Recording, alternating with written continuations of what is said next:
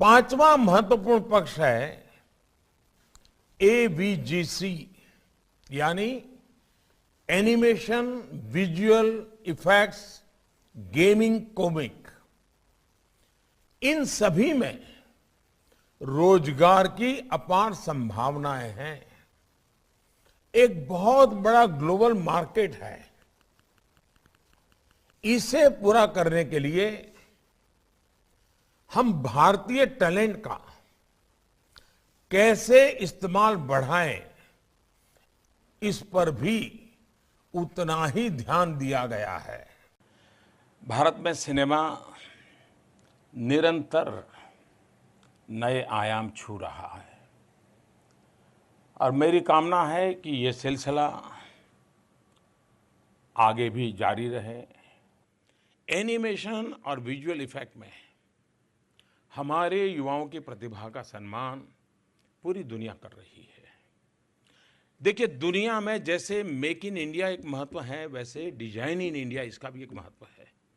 हमारे पास जो creative talent हैं वो दुनिया को बहुत कुछ दे सकती है, लेकिन उसके लिए एक सशक्त करने के लिए एक सरकार ने national centre for excellence for animation, visual effect, gaming and comics, उसकी भी स्थापना करने की दिशा में हम आगे बढ़ रहे हैं। और वैसे मैं तो ये चाहूँगा कि फिल्म इंडस्ट्री मिलकर भविष्य में, और ये विचार मैं आग्रह से आपके सामने रखना चाहता हूँ,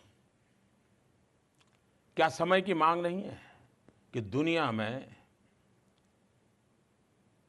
हिंदुस्तान की फिल्म इंडस्ट्री जो इतना बड़ा क्रिएटिव वर्ल्ड है, पूरा विश्व की तुलना में बहुत बड़ी ताकत है हमारी, लेकिन ह्यूमन रिसोर्स डेवलपमेंट की दिशा में काम करते करते सीख जाएं। घर में पहले कोई गाड़ी साफ करने के लिए रखते हैं, बाद में वो ड्राइवर बन जाता है। अब उसमें कितने साल जाते हैं। आज देश में मुझे लगता है आवश्यकता है कि एक कम्युनिकेशन एंड एंटरटेनमेंट, उसके लिए एक अलग यूनिवर्सिटी हो।